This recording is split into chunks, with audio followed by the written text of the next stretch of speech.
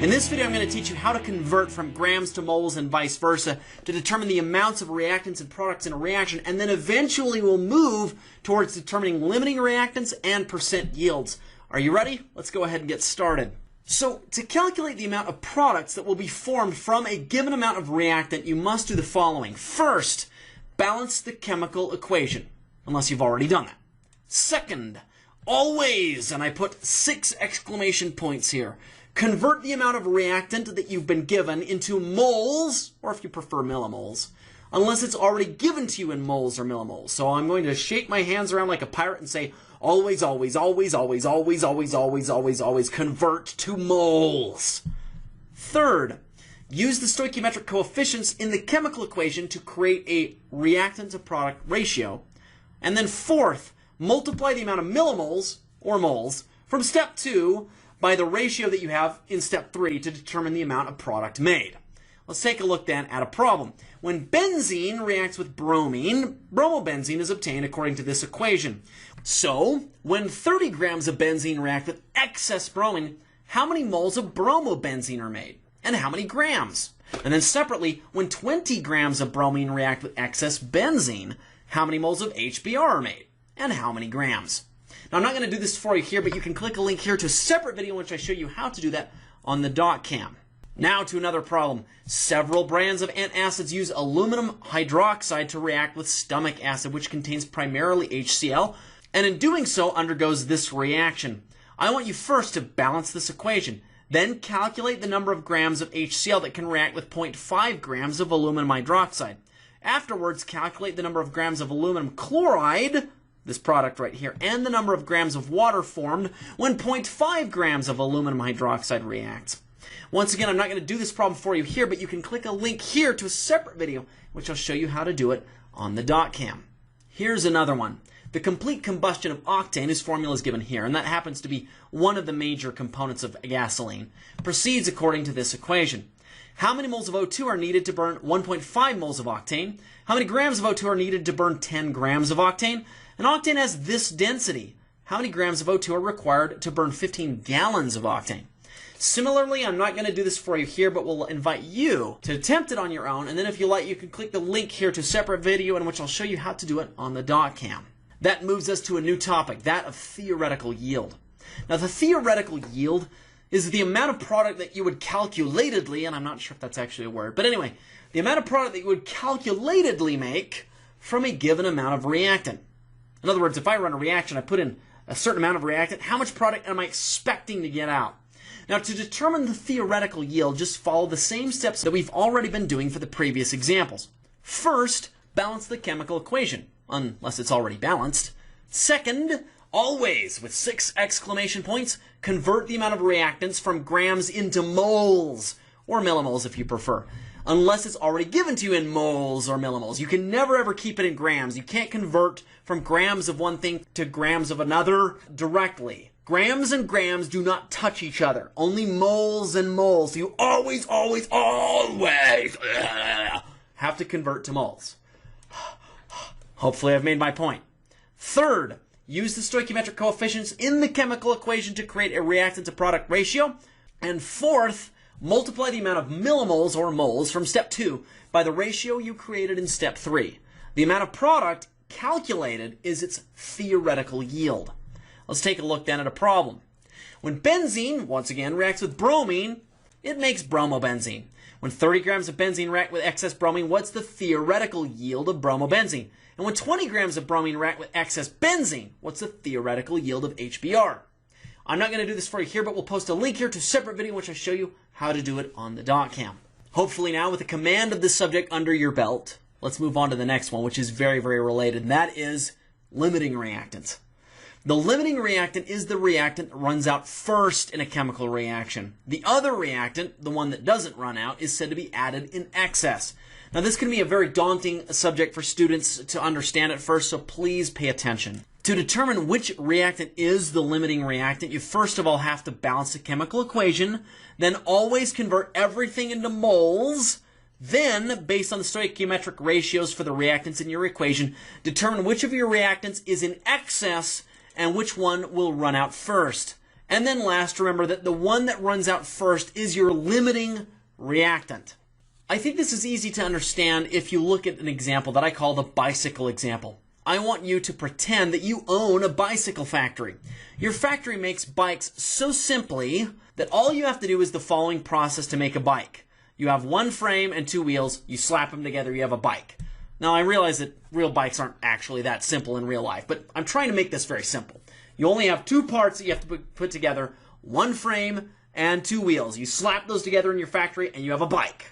They happen, of course, to exist or be put together in a 1-to-2 ratio.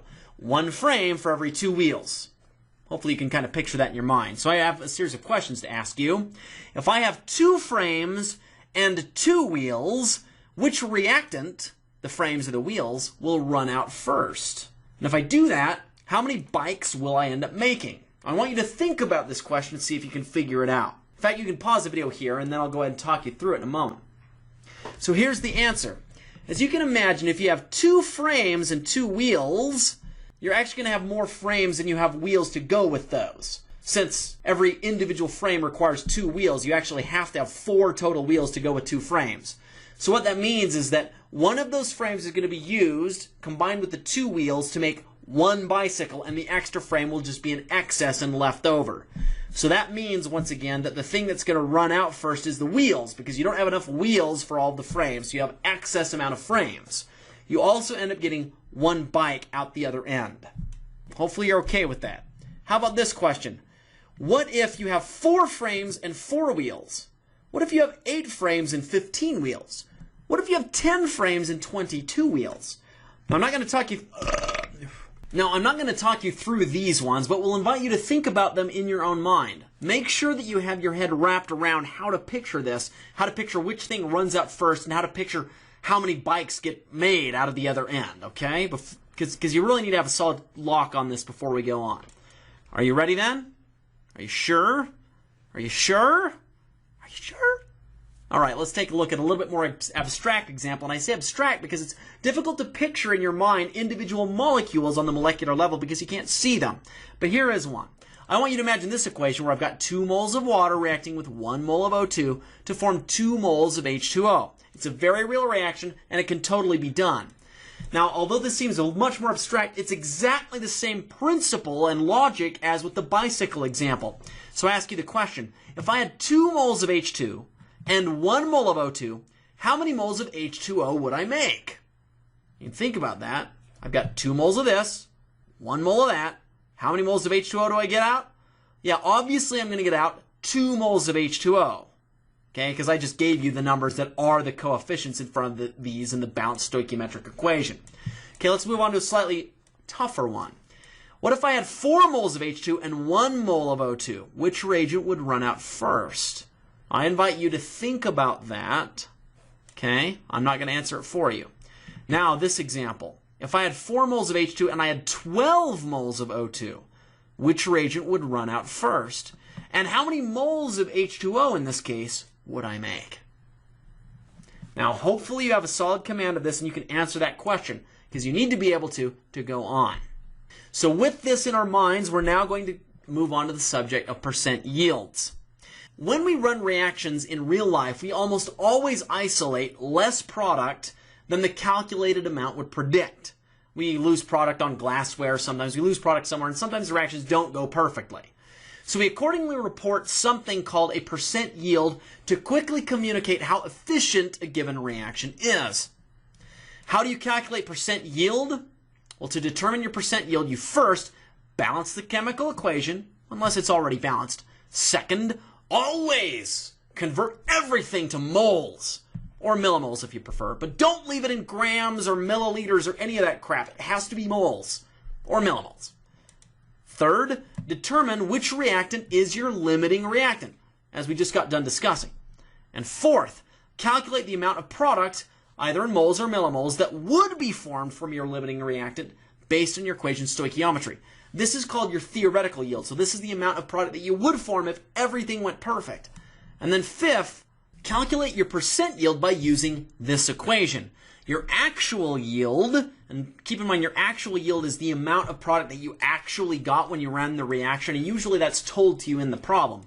You divide that by your theoretical yield, and remember your theoretical yield is the amount that you just calculated in the previous slide. It's the amount of product that you would get if everything went perfect. So you divide actual by theoretical and then times it by 100.